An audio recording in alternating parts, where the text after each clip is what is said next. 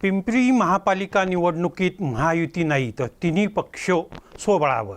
शिवसेना भाजपची होऊ घातलेली युती शेवटच्या क्षणी का नाही झाली?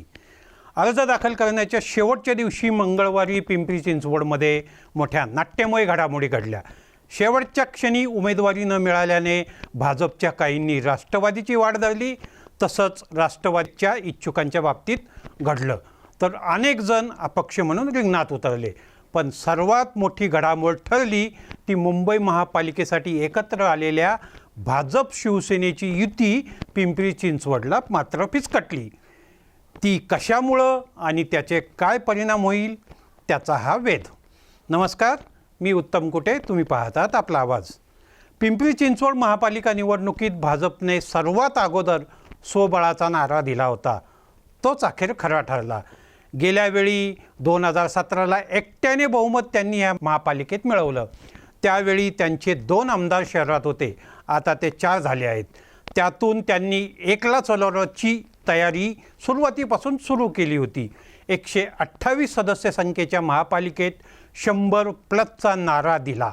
परंतु नंतर युती करण्याचं ठरलं.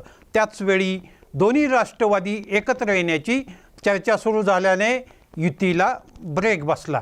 राष्ट्रवादीबरोबर न जायचं त्यांनी ठरवलं, पण शिवसेनेबरोबर युती करण्याचं निश्चित केलं.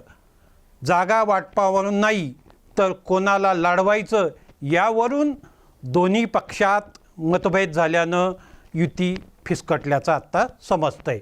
भाजपने घराणेशाहीच्या विरोधातून पुण्यात खासदार आमदारांच्या मुलामुलींना महापालिकेची उमेदवारी देणं टाळलं. तोच त्यांचा आग्रह पिंपरी चिंचवडसाठी होता. दुसरीकडं शिवसेनेचे खासदार श्रीरंग बारणे हे आपला मुलगा विश्वजित आणि पुतण्या निलेश यांच्यासाठी आग्रही होते. हे सुद्धा एक कारण भाजपशी युती न होण्यामागं ठरल्याची चर्चा आहे. दुसरं म्हणजे पुन्हा सत्तेत येऊ असा मोठा विश्वास असल्याने भाजपला सत्तेत वाटेकरी नको होता. त्यामुळेही शिवसेनेबरोबर त्यांचं महापालिका निवडणुकीत उद्योगनगरीत जमलं नाही. तिसरं आणि मोठं कारण म्हणजे त्यांच्याकडे 128 जागांसाठी काही पट म्हणजे 720 इच्छुक होते. त्यातीलच मातब्बर निवडताना त्यांची दमछाक झाली. त्यात जर शिवसेनेची युती केली असती तर त्यांना आणखी किमान 20 जागावर पाणी सोडावं लागलं असतं. त्यातून त्यांच्या इच्छुकांचा भडका उडण्याची भीती होती. बंडखोरी बळावणार होती. ती बळावू नये म्हणून त्यांनी उमेदवारांची यादीसुद्धा यावेळी जाहीर न करण्याची खबरदारी घेतली.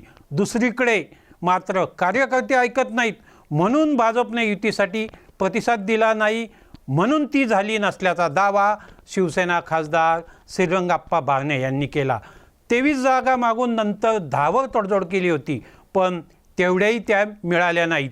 एवढंच नाही तर त्यासाठी प्रतिसादही दिला गेला नाही म्हणून एकट्याने लढण्याचं ठरवल्याचं खासदार बारणे यांनी सांगितलं. दरम्यान शिवसेनेची युती न होण्याचा भाजपला काहीच फायदा तोटा होणार नाही, कारण पक्ष फुटल्यानंतर शिवसेनेची ताकद निम्म्यावर आली आहे. दुसरीकडं ती भाजपची दुप्पट झाली आहे. त्यामुळं शिवसेनेची युती झाली असती तर त्यांना तिचा फायदा होणारच नव्हता. ती न झाल्याचा फटका मात्र शिवसेनेला बसणार आहे, कारण त्यांचे खासदार बारणे हे सुद्धा भाजपची ताकद आणि मोदी लाटेमुळेच 3दा निवडून आले आहेत. महापालिका निवडणुकीतही भाजपच्या वर्चस्वाचा फायदा शिवसेनेला होणार होता. गेल्या वेळी त्यांचे 9 नगरसेवक विजयी झाले होते. यावेळी हा आकडा गाठणेही त्यांना पक्ष दुभंगल्याने आणि भाजपची साथ नसल्याने यावेळी अवघड जाणार आहे. शिवसेना भाजप युती न होण्यामागे दुसरंही कारण आहे का असं तुम्हाला वाटतं का? ते तुम्ही कमेंट करून सांगा. तोपर्यंत पाहत राहा आपला आवाज. हाक तुमची, साथ आमची. धन्यवाद.